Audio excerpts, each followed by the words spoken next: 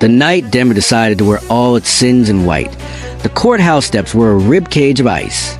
Snow gathered in the grooves where thousands of hurried shoes had scuffed law into habit.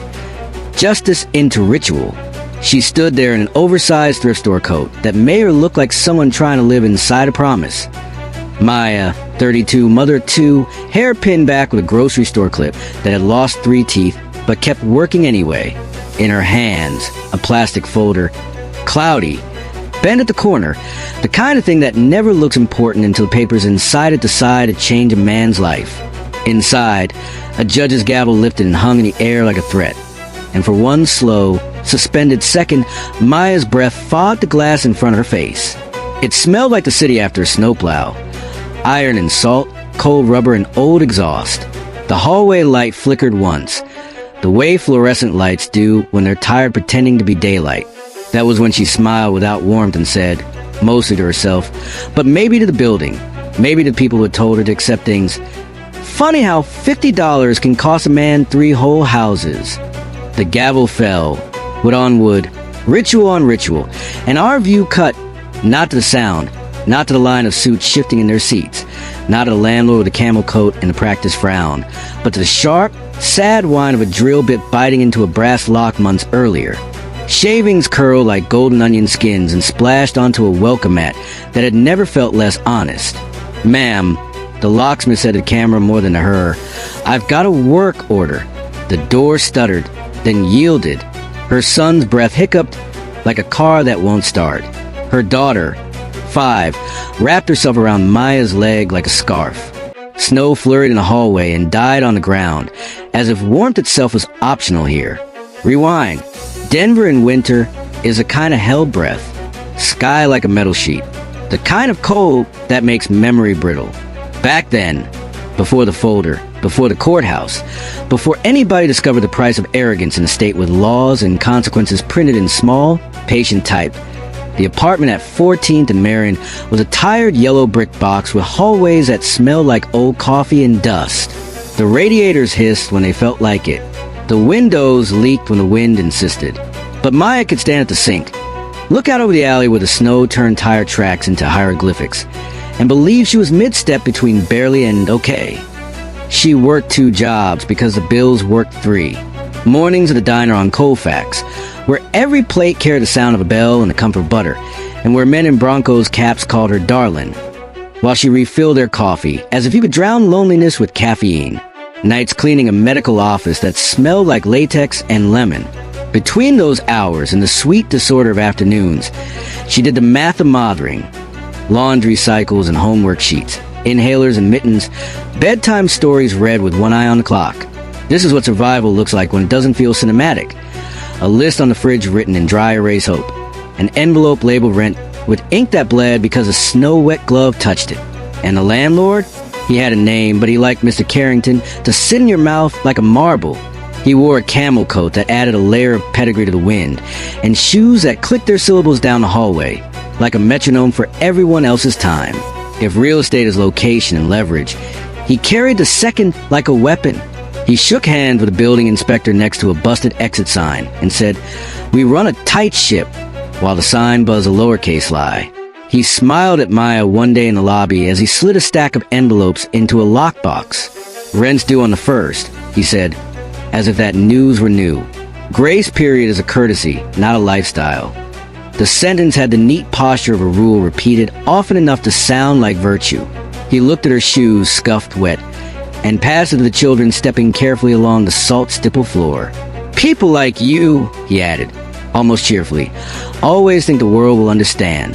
People like you." The kind of phrase that opens a trapdoor in the floor under your day. It wasn't that she didn't pay. It was that one February. Her son had a chest that rattled like a drawer of cutlery every time he coughed, and she couldn't send him to school with that and couldn't leave him home alone with it either. She called into the diner, and the shift manager, who had a soft spot for single mothers, probably because she'd been one, covered what she could, but hours are money, and money is time, and when one runs short, the other arrives empty-handed. $50. 3 days late. She put the bill inside the rent envelope with an apology note that used the word sorry like a bandage. "I'm sorry for the delay." He's better now. I'll make it up next week.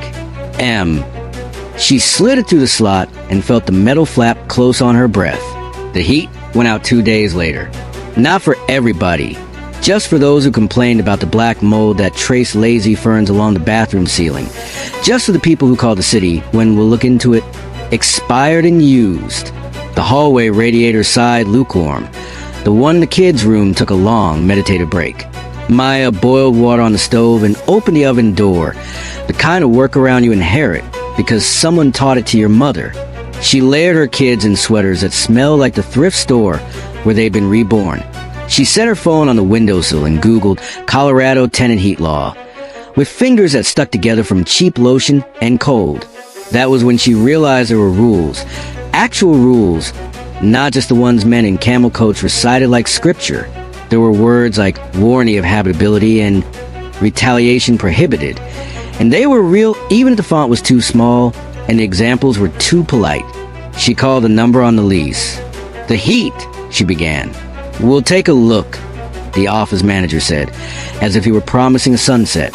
He sounded bored. There are voices that have never had to shiver. On her next shift at the diner, she took her breaks in the back hallway where the industrial mop bucket waits to be useful. It smelled like bleach and onion rings. She counted her tips. Quarters with stories, singles with lipstick smears, fives that had seen better wallets. She added them up and wrote the number on a napkin in pencil, erasing and re-adding when the math didn't agree. 50 short had been 3 days ago. She was even now. She could breathe a little. When she came home that night, the moon a chip plate behind clouds, her apartment keys caught, then slid home. Something felt different in the way rooms feel different after you move a chair 2 inches and deny it. Her paycheck stubs, which lived paper-clipped inside a cookbook, because nobody ever stole recipes, sat on the counter at a slightly new angle. The envelope where she kept proof of payment. The scribbled receipt from the leasing office, time-stamped by an indifferent printer, was gone. In its place, nothing, just a memory of it, which wasn't the same thing in court. She opened drawers softly, as if the apartment would confess if she were gentle. The kids watched the way kids do when they don't want to ask, because questions sound like guilt. "Everything okay, Mom?" her son said. "Yeah," she lied, because bedtime needs comfort more than truth. "Probably me. I'm tired." It took only a day for the story to begin the way so many bad stories do, with paper pretending to be destiny. The notice had a red font heavier than it needed. Words that preferred volume to conversation. Notice to quit.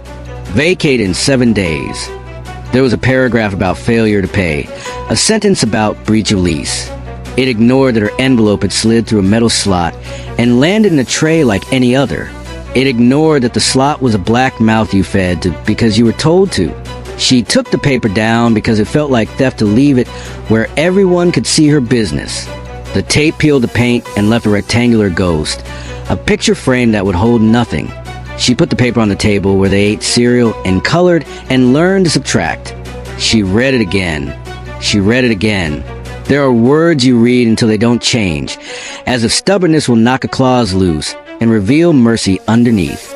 Mr. Carrington made sure to be seen at the building twice that week, the way men like that do when they want to narrate their own stories with appearances. He stood in the lobby and told someone on the phone that the city's too easy on them, and consequences are a form of compassion.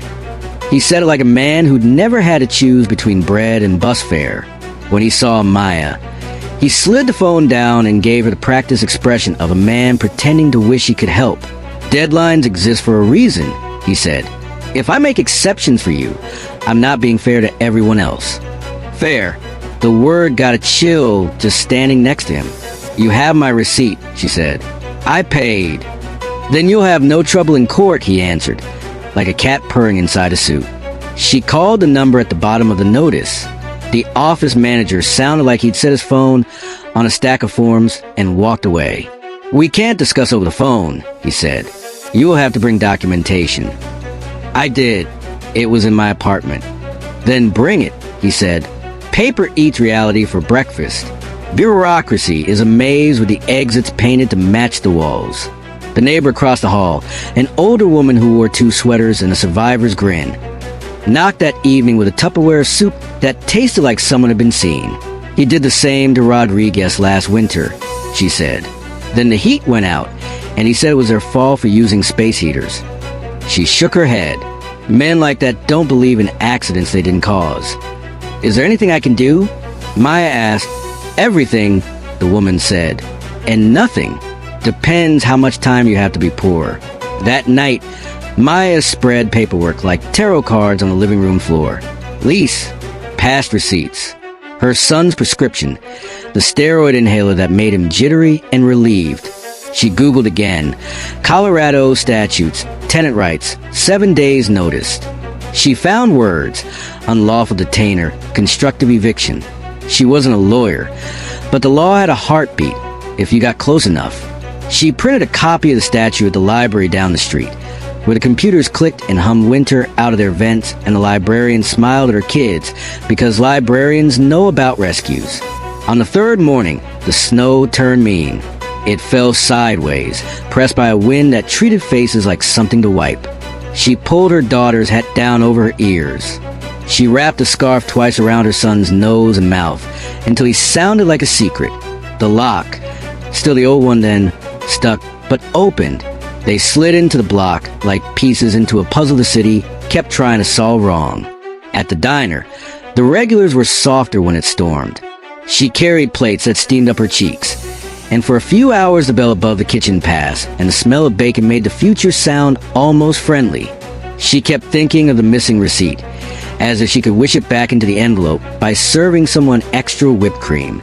She pictured Mr. Carrington's kitchen, marble of course, where the corners of paper never curled. She pictured the way he stepped over ice without looking down, the kind of pride that doesn't notice gravity until a judge explains it. At the medical office that night, she vacuumed along baseboards while the building ticked and settled around her like a big animal lying down. The lemon cleaner made her throat itch. She checked her phone every 20 minutes, as if the law would text her a hug. The children were with a neighbor who fed them stories when the soup ran out. This is what community looks like when policy forgets how to spell it. When she came home, the hallway smelled different. The kind of different that makes muscles tighten before brains catch up. Fresh metal. Scorched something. The door to her apartment was closed, but the light under it wasn't the way she'd left it. She fit her key and found it suddenly shy. It turned, then didn't. She turned it harder. The door held its breath. "Mom!" Her son's voice was small but calm. He was sitting on the floor with his backpack on, as if that might convince the world he was portable. The neighbor stood with him, arms crossed like a shield. "They were here," she said, voice low. Men with a paper. Said they were authorized. Authorized.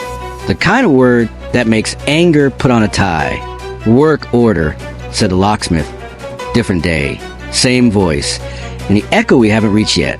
But that's later. For now, it was just a door that had been touched by hands that didn't live there. She found the office open the next morning because offices love to be present for their own confidence. "The notice says 7 days, she said. "It's been 3. We're within our rights."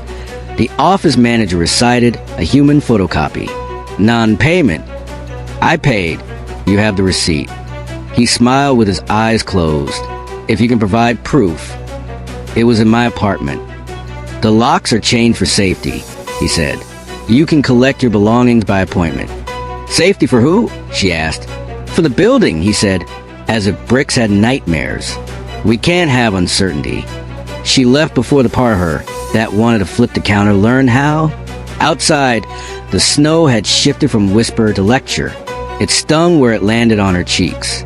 On her way back, she saw him. Camel coat, cashmere scarf, sunglasses that turned winter into a brand. Mr. Carrington was speaking to someone in an SUV about streamlining and operational risk.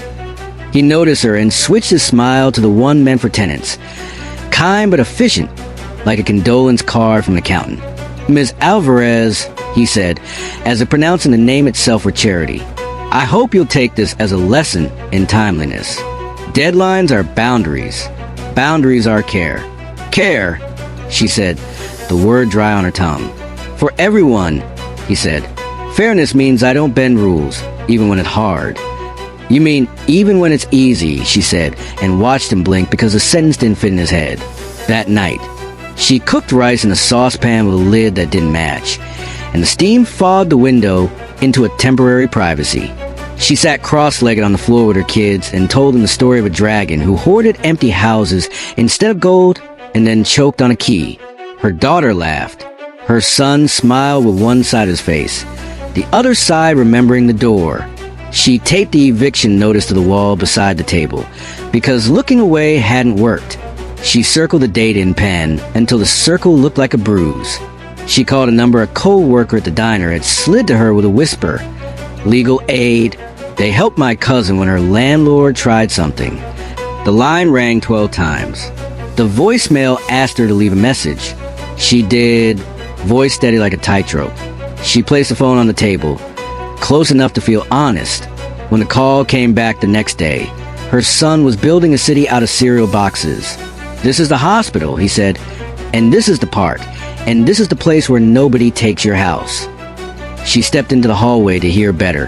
The quiet, a kind of acoustic mercy. Ms. Alvarez?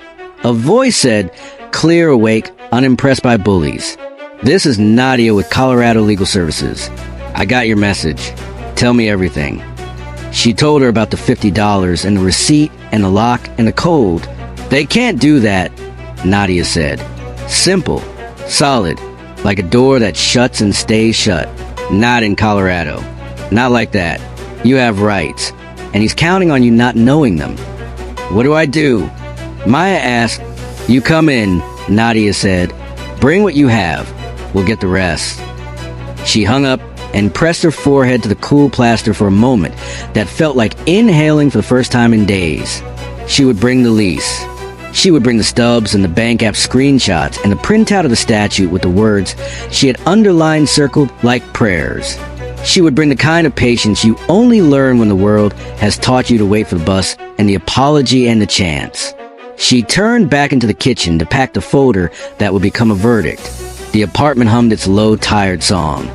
Fridge motor, pipe clink, the soft scritch of a crayon against a cereal box skyline. She lifted the tape on the eviction notice to take it down. She didn't need to stare at it anymore, not if Truth had decided to put on a coat and walk with her. The tape lifted paint again, a new rectangle of absence layered over the old. The paper came away in her hand, heavy as a dare, and then she noticed it. Fresh movement on the other side of the door, a blur in the peephole, the soft thunk of something being pressed hard against wood. She stepped closer. A second notice, larger, redder, angrier, screeched through the slit between the door and the frame and fluttered the floor like a wounded bird. Vacate immediately. It said in letters that pretended urgency is authority. Outside, snow began to fall harder. Thicker flakes, the kind that muffle footsteps and hide mistakes. The hallway swallowed sound. Somewhere below, a drill woke up and started to sing. Maya's hand tightened around the notice, crumpling the corners until the paper was warm from her grip. She didn't need to look out the peephole. She could feel the air shift with every twist of the drill. It was a kind of sound that didn't just change locks, it changed lives. She turned toward her children, who were now quiet, watching her the way you watch a fuse burn toward a firework. She forced her voice to be steady. Put your coats on, she said. The street outside bit like teeth. The wind wasn't moving fast. It was slow and deliberate, pushing against her face like a hand, making sure she understood she wasn't welcome. She led her kids across patches of ice that gleamed under street lamps, each step a calculated risk. The building's front door closed behind them with the mechanical certainty of something that no longer belonged to them.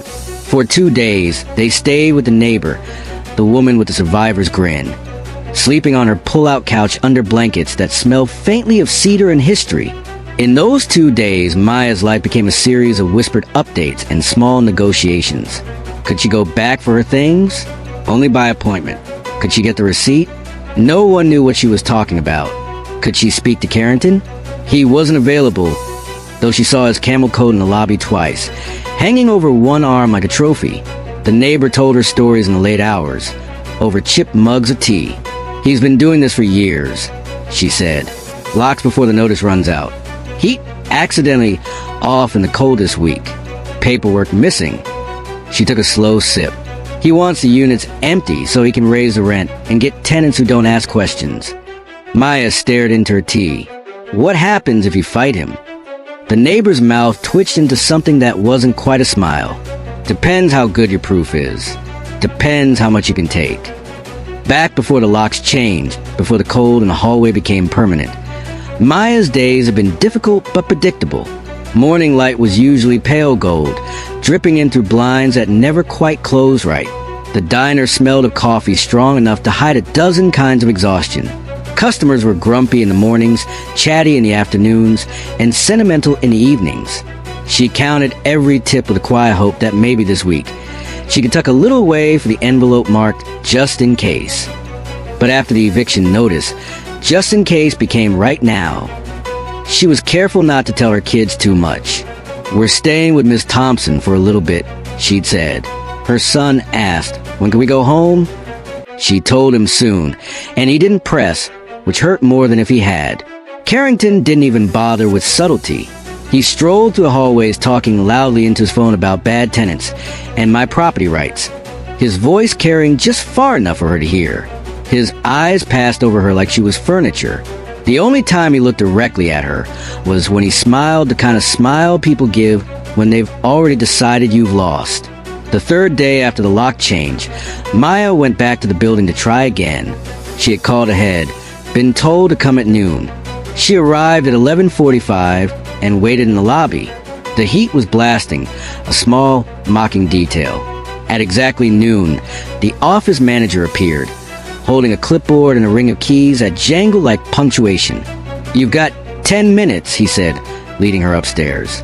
The lock on her door was new, the brass still unscuffed. Inside, the air was stale. The kids' drawings were still taped to the wall, their colors dull by the cold. She went straight to the kitchen, to the cookbook where the receipts had been. The clip was there. The receipts were not. She checked the drawer where she kept her pay stubs. Empty. She opened her closet and saw the box where she stored her lease. Still there, but lighter. Inside. The lease, but not the addendum she remembered signing about maintenance responsibilities. When she confronted the office manager, he shrugged. That's all that was there when we secured the unit. That night, in the cramped warmth of Miss Thompson's apartment, Maya took out her phone and began searching. Illegal eviction, Colorado. Retaliation, tenant rights. 7-day notice law. Every page she read built something inside her. Not anger, exactly, but structure. She found out about Colorado's warranty of habitability. She found out landlords couldn't change locks before the notice period without a court order. She found out retaliation, like shutting off the heat, was explicitly illegal. But knowing was one thing, proving was another. The next day, she took the bus across town to the legal aid office. The lobby smelled like old paper and strong coffee. A woman named Nadia met her with a handshake that was firm but warm. Start from the beginning, Nadia said. And Maya did. Every detail, every date, every missing paper.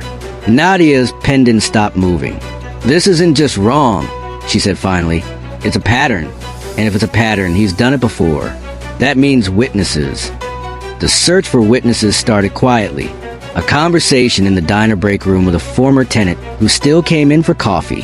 A chat at the bus stop with a woman who had lived in the building 10 years ago. Little by little, stories emerged. Heat off in winter. Locks changed early. Receipts misplaced. A man who had left after Carrington threatened to call immigration, despite the fact that he was a citizen. Each story added weight to Maya's folder. She began keeping it with her everywhere, zipped into the lining of her coat. If Carrington wanted her paper trail gone, she'd make sure it stayed under her arm. But Carrington wasn't backing off. One evening, as she left the diner, she saw him leaning against a black SUV across the street. He wasn't looking at her, just checking his phone, but the sight still froze her mid-step. When he glanced up, his smile was quick, thin, and gone before she could place it. The next day, someone had gone through her locker at the diner. Nothing was taken, but her coat was folded differently. The message was obvious. We can reach you anywhere." That night, Maya sat at Miss Thompson's kitchen table long after the kids had gone to bed. The eviction notice spread out in front of her. The snow outside had stopped, leaving the city quiet in a way that felt like a dare. She took a deep breath, picked up her pen, and signed the paperwork Nadia had given her. The lawsuit was filed the next morning. She thought that would be the hardest part, until 3 days later, when she came home to find a plain white envelope under the door of Miss Thompson's apartment. No name, no return address. Inside, a single sheet of paper with her children's school schedules printed in black ink. No note, no thread in words, just times and places. And that was when Maya knew this was no longer just about $50. She sat at Miss Thompson's kitchen table long after the kids were asleep, the paper in front of her like a loaded weapon she couldn't disarm. Her mind kept running the same loop. Who knew their schedule? Who had access? Was this Carrington turning the screw, or someone working for him who wanted to make it personal? The paper smelled faintly of printer toner, the kind you only get from an office machine, not a home setup. Her first instinct was fear. The second was rage, so sharp it made her sit up straighter. Fear made her want to hide. Rage made her want to hunt. She folded the schedule carefully, slid it into the back of her folder, and zipped it into her coat lining. If this was meant to scare her into dropping the lawsuit, it had just done the opposite. The next morning, she was back at the legal aid office. Nadia took one look at her face and said, "What happened?" Maya slid the paper across the desk. Nadia didn't touch it at first, just studied it, her mouth flattening into a line that looked like steel. "Do you know who gave you this?" "No, it's intimidation," Nadia said. "Classic. They won't put a threat in writing, because that's easy to prove. But this," she tapped the paper once with her pen, "this is enough for us to request additional protective measures in court. And it means we dig deeper." He's getting sloppy. Digging deeper meant following the trail of Carrington's past tenants. Nadia's office connected Maya with a volunteer investigator named Luis, a former housing inspector who knew the city's rental laws by heart. Luis was calm, methodical, and had the kind of voice that made you believe rules could still matter. He started with public records, eviction filings, housing complaints, building code violations. Patterns emerged. Carrington's name kept showing up in cases where tenants had moved out under pressure, often after maintenance complaints. Some cases have been dismissed because tenants failed to appear in court. Others had quietly settled, leaving no public trail except the empty units that quickly rented for higher rates. One afternoon, Luis took Maya on a drive to a part of Denver she hadn't seen before. Rows of brick apartment buildings with peeling paint and chain link fences. He pulled up in front of a 3-story building with boarded-up windows. He owned this one, Luis said. Lost it after a lawsuit in 2017. Same playbook. Shut-off heat, early lockouts, missing documents. The plaintiff was a single mother too. She moved to Texas after the settlement. We're trying to track her down. Maya stared at the building. The wind rattled the boards over windows, and for a moment she imagined her own life ending up sealed inside something like that. Silent, abandoned, forgotten. The break came a week later. A man named Jerome, who had lived in one of Carrington's properties 2 years ago, agreed to talk. They met in the corner booth of a diner far from downtown. Jerome was wary at first, glancing at the door every time it opened. But once he started, the words poured out. "He did it to me in the middle of summer." Jerome said, "Cut off my water instead of my heat." Claimed I hadn't paid even though I had the receipts. Said I could take him to court if I wanted. I didn't. I was on probation back then. Didn't want to risk the attention. He reached into his backpack and pulled out a flash drive. But I kept this, photos of the notices, emails from his office. Figured maybe one day I'd need them. Maya's hands trembled as she took it. You have no idea how much this helps. By now, the folder in her coat was thicker, heavier. It contained witness statements, maintenance records, photos of mold and broken heaters, printouts of Colorado housing statutes, and now Jerome's flash drive. Every page was a brick in the wall she was building between Carrington and his excuses. But Carrington wasn't standing still. He filed a countersuit claiming she had damaged the apartment and left it in unsafe condition. Nadia called it a scare tactic. They'll try to bury you in paperwork, she said. But they don't know we've got more. The media found her next. A small local blog had been following eviction cases and posted a story titled, "Denver Mom Fights Back Against Predatory Landlord." The article was shared on social media, and within days, a local TV station called Nadia asking for an interview. Maya hesitated. Public attention could make her a target. But in the end, she agreed. The interview aired on a Tuesday evening. The camera showed her face in partial shadow. Her name changed on screen. She told the story of the missing receipt, the early lock change, the code. "This isn't just about me," she said. "It's about every tenant who thinks they can't fight back." That night, she received another envelope under the door. Inside, a single Polaroid photo of her standing outside the courthouse the day she filed a lawsuit. No note, just proof that someone had been there, close enough to see her. Nadia wasn't rattled. "If they're watching, they're nervous," she said. "It means we're getting close." Luis came back the next day with something bigger. Financial records. "One of my contacts in the assessor's office pulled these," he said, sliding a file across the table. "3 of Carrington's properties are leveraged to the hilt. If he loses this case and has to pay damages, the bank could foreclose. He's not just fighting you to win, he's fighting to survive." Maya didn't say it out loud, but she felt it. The balance was shifting. For the first time, Carrington had something to lose that was bigger than her fear. Still, the pressure was real. Her kids were restless, tired of sleeping on the pull-out couch. Miss Thompson's patience was endless, but the space wasn't.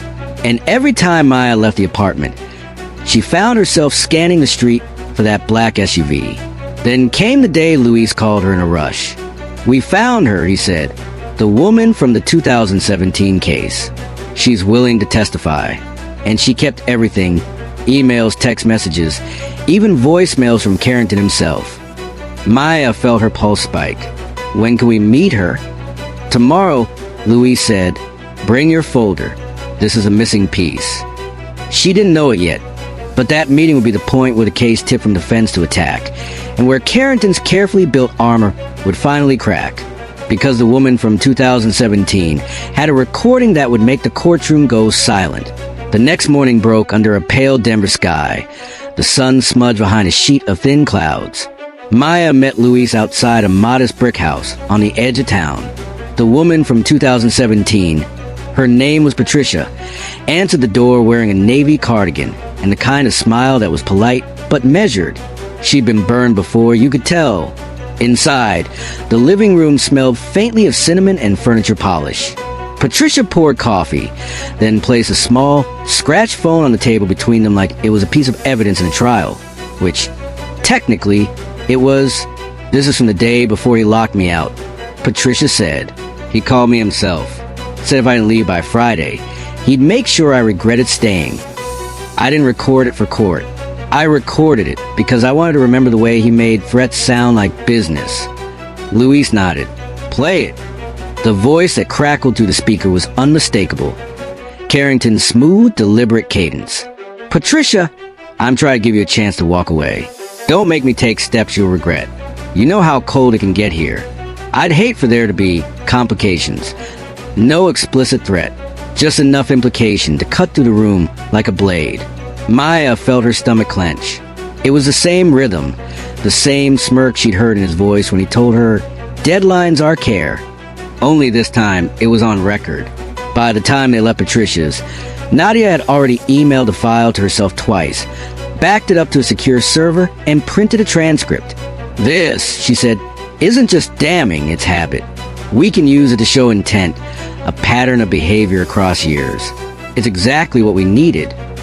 The courthouse smelled of old wood and colder ambition the day the trial began.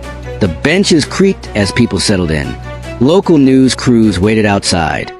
A reporter from the blog that had first covered her story sat in the front row. Carrington arrived in his camel coat, flanked by 2 lawyers who looked like they billed by the eyebrow raise. The judge, a sharp-eyed woman with a voice like gravel, wasted no time. Opening arguments were brisk. Carrington's attorney painted him as a responsible businessman, enforcing the terms of the lease against a tenant who failed to uphold her obligations. Nadia's opening was quieter, but sharper. This case is about power abused and rights ignored. It's about a landlord who thought the law wouldn't apply to him because his tenants couldn't afford to fight back. She let the words hang for a beat before adding, "This time he was wrong." Maya was the first witness. She told the story from the beginning. The $50, the illness, the receipt that vanished, the locks changed 3 days into a 7-day notice. She described the cold, the missing documents, the intimidation. When she spoke about the envelope with her children's school schedules, her voice caught for just a second, long enough to draw a quiet murmur from the gallery. Carrington didn't look at her. He wrote something on a legal pad, his jaw tight. Then came the witnesses. Jerome testified, producing the emails and notices he'd kept. 2 other former tenants spoke about similar tactics. Heat off in winter, water shut off in summer, documents lost when they needed them most. Finally, Patricia took the stand. She described her eviction, her settlement, and the voicemail. Nadia played it in open court. The room went still. Even Carrington's lawyers glanced at him. The judge leaned back in her chair, her expression unreadable, but her pen moved quickly over her notes. When Carrington took the stand in his own defense, the mask began to slip. Under cross-examination, Nadia walked him through his history. The evictions, the code violations, the lawsuits. She held up photos of mold, transcripts of tenant complaints, the heating outage reports. "Is it your testimony," she asked, "that all of these tenants, across different years and different buildings, are lying about your behavior?" Carrington's smile was tight. "I run a business. Not everyone's happy when you enforce rules. And the missing receipts?" He shrugged. "Tenants misplace things. And the early lock changes?" "For safety," he said, but his voice wavered. "And the voicemail where you suggest someone might regret staying?" "That was taken out of context," he said, looking anywhere but at the jury. By the 3rd day, the case had shifted. The judge allowed the pattern evidence. The bank documents Luis had found showed how much Carrington stood to lose. The picture that emerged wasn't a responsible landlord. It was a man who had built an empire on intimidation shortcuts and the assumption that no one would challenge him. Closing arguments sealed it. Nadia's final line was simple. $50 did not cost this man 3 properties. His choices did. The verdict came after only 4 hours of deliberation. The judge ruled the eviction illegal, awarded Maya compensatory and punitive damages, and, because of the proven pattern of violations, authorized the seizure and sale of 3 of Carrington's properties to satisfy the judgment and related penalties. Gasps rippled through the courtroom. Carrington sat frozen, his lawyers already whispering about appeals. Maya's hands trembled as she gripped the edge of the table. The number on the judgment didn't erase the fear or the cold nights or the uncertainty, but was real, tangible, undeniable. Outside the courthouse, cameras flashed. A reporter called out, "Maya, any comment?" She looked into the lens and said, "Sometimes, all it takes is knowing your rights. Sometimes, it takes a little more. I had both." She walked away into the cold, the folder under her arm, her kids waiting just around the corner. For a moment, the air felt lighter. That night, back at her new apartment, small but warm, she opened the door to find a single, unmarked envelope on the floor. Inside, a photocopy of the front page of Carrington's tax returns, with several numbers circled in red ink. No note, no signature, just a new kind of leverage. Maya stared at the photocopy under the dim light of her kitchen, the hum of the refrigerator suddenly sounding louder than it had in weeks. The circled numbers weren't random. They were too neat, too deliberate, even without a degree in accounting. She could see what they suggested. Income that didn't match reported earnings, deductions that felt creative. If Patricia's recording had cracked Carrington's armor, this was a knife slid between plates. She slipped the paper back into the envelope, sealed it, and set it on the counter. Her kids were asleep in the next room, the heat purring softly through the vents. For the first time in months, she wasn't thinking about whether they'd have a place to wake up in tomorrow. Instead, she was thinking about how a man like Carrington might survive losing 3 properties, but not the IRS. Over the next week, life took on a fragile rhythm of rebuilding. Mornings meant real breakfast, toast, eggs, not just cereal from a box on the couch. Afternoons were bus rides to school and back, while scanning every parked car from black SUV. Evenings were homework at the kitchen table, while Maya read through tenant rights pamphlets, circling phone numbers she planned to share with anyone who might need them. The nonprofit that helped her secure the apartment stopped by with a gift basket and a promise. If you know anyone else in your situation, send them our way. She nodded, knowing exactly who she'd call first. One afternoon, she met Nadia at a coffee shop. The legal file was closed now, but the folder in Maya's coat still carried weight. Only this time, it was a kind that opened doors instead of locking them. She slid the tax return copy across the table. Anonymous? Nadia asked. Maya nodded. No handwriting. No fingerprints that I can see. Just dropped at my door. Nadia studied the paper, then smiled in a way that was both cautious and sharp. If this is what it looks like, he's not done losing. And this time, it won't be in civil court. Carrington's name still popped up in the news, mostly in business columns now. Speculation about whether he could rebuild after the loss of significant assets. His public statements were clipped, rehearsed, and free of any admission. But Maya noticed a change. No more swagger in the lobby. No more condescending phone calls to tenants that made threats sound like favors. Some nights, she imagined him sitting in his too-big kitchen, staring at bank notices, wondering which his friends had turned on him. She hoped he never found out. It was better that way. As winter bled into early spring, she began volunteering at the same legal aid office that had saved her. She started small, answering phones, organizing intake forms. But people listened when she spoke. She wasn't just repeating the law. She was proof it worked when you fought for it. A woman with 2 kids came in one day, clutching a crumpled eviction notice. Her hands shook when she explained she was a week behind because of medical bills. Maya leaned forward and said, "Let me tell you a story about $50. The day the IRS letter hit the news, she was on her lunch break at the diner. The headline scrolled across the TV above the counter. Former Denver landlord under federal investigation for tax fraud. Carrington's face appeared on screen, thinner now, the camera catching between expressions, caught in a half-second where charm and panic blur. She didn't smile, not in public, but when she refilled a customer's coffee. Her hand felt steady in a way it hadn't in a long time.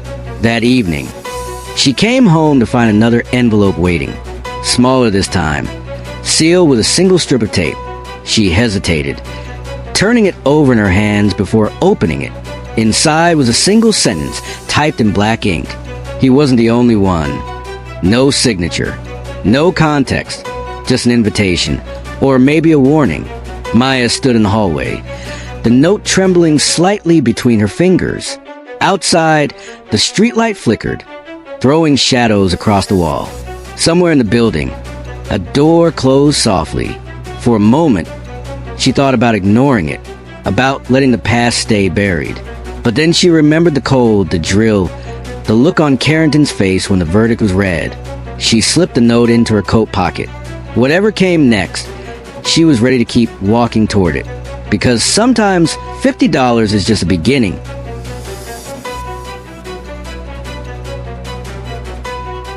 Like, comment, share, and subscribe for more Echoed Crime content. Thank you.